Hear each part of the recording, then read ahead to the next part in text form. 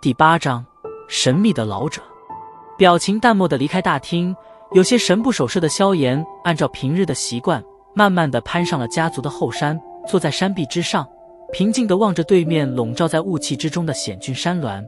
那里是加玛帝国闻名的魔兽山脉。呵，实力呢？这个世界没有实力，连一坨狗屎都不如，至少狗屎还没人敢去踩。肩膀轻轻地耸动，少年那低沉的自嘲笑声带着悲愤，在山顶上缓缓地徘徊。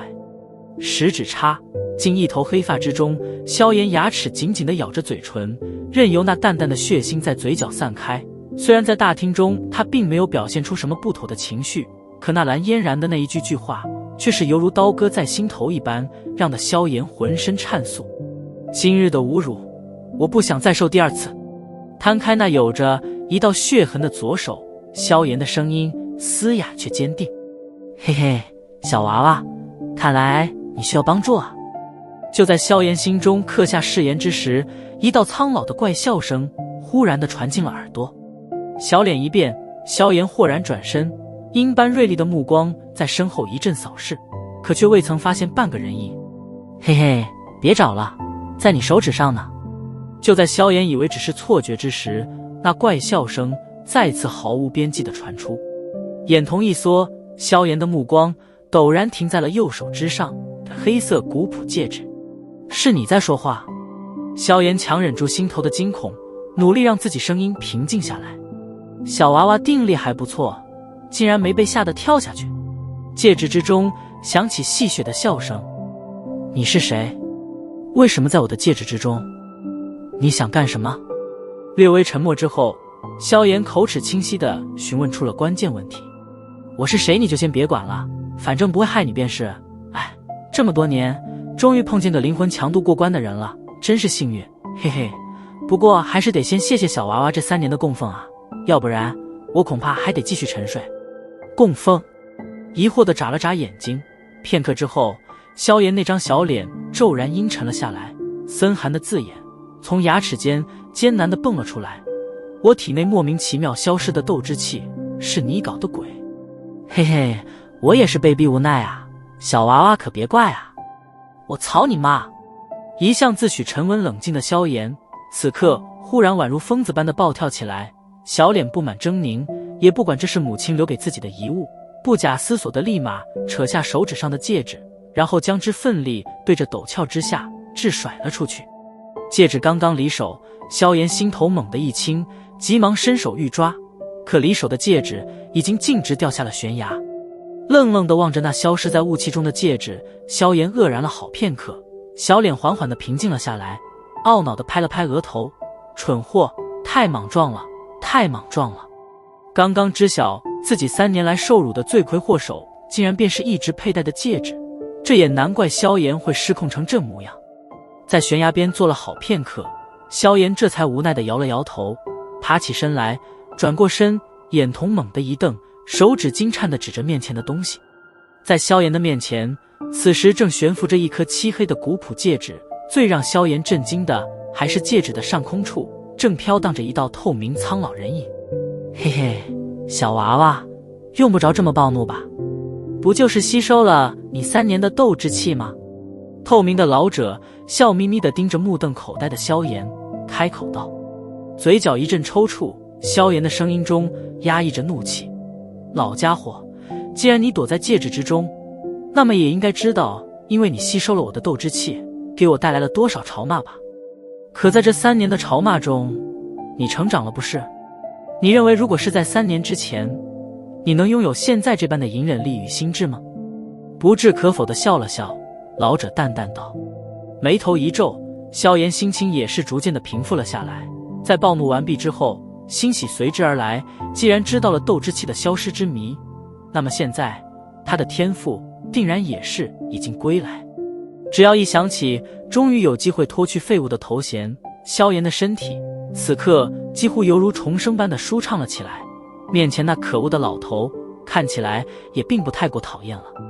有些东西只有当失去了才知道它的珍贵，失而复得会让人更加珍惜。轻轻舒展了一下手腕，萧炎长长的吐了一口气，仰头道，虽然不知道你究竟是谁，不过我想问句，你以后还想依附在戒指中吸取我的斗之气？如果是那样的话，我劝你还是另外去找宿主吧，我养不起你。嘿嘿，别人可没有你这般强横的灵魂感知力。老者摸着一掠胡须笑了笑，既然我自己选择了现身，那么以后在未得到你的许可之前，自然不会再吸收你的斗之气。萧炎翻了翻白眼，冷笑不语。他已打定主意，不管这老东西如何花言巧语，也不会再让他跟在自己身边。小娃娃，想变强吗？想受到别人的尊崇吗？虽然心头已经将老者划为了不沾惹的一方，不过在这番话中，萧炎的心脏还是忍不住地跳了跳。现在我已经知晓了斗之气消失的缘故，以我的天赋变强还需要你吗？缓缓地吸了一口气，萧炎淡淡的道，他心中知道天下没有白吃的午餐，莫名其妙接受一位神秘人的恩惠，可不是什么明智的决定。小娃娃，你的天赋固然很好，但你得知道你现在已经15岁了，而你的斗之气却才第3段。我似乎听过，你明年就该进行成年仪式了吧？你认为你能在短短1年之内，光靠勤奋修炼便飙升至7段斗之气？而且你先前还和那少女打了3年的赌，那女娃娃的天赋可不会比你低多少哦。你想追上她，并且将之超越，哪有这么容易？老者那皱纹满布的老脸，此刻犹如一朵盛开的菊花。要不是你吸收我的斗之气，我能被他如此羞辱？你个老混蛋！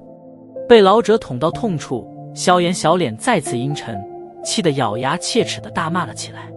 一通大骂过后，萧炎又自己萎靡了下来。事于至此，再如何骂也是于事无补。斗气的修炼基础尤为重要。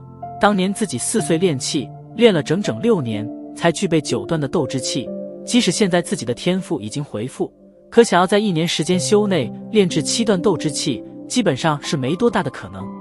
沮丧地叹了一口气，萧炎眼睛瞟了瞟那故作高深莫测模样的透明老者，心头一动，撇嘴道：“你有办法吧？”“或许吧。”老者含糊地怪笑道：“你帮助我在1年时间达到7段斗之气，你以前吸收我3年斗之气之事，便一笔勾销，怎么样？”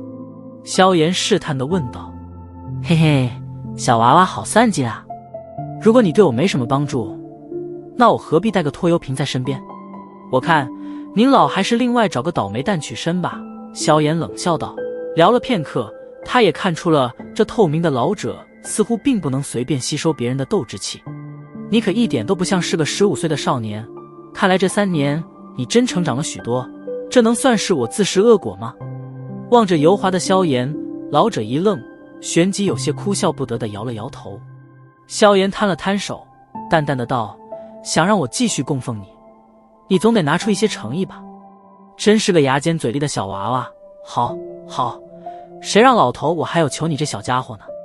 无奈的点了点头，老者身形降下地面，目光在萧炎身上打量了几番，一抹奸计得逞的怪笑在脸庞上飞速浮现，旋即消散。迟疑了一会，似乎方才极其不情愿地开口道：“你想成为炼药师吗？”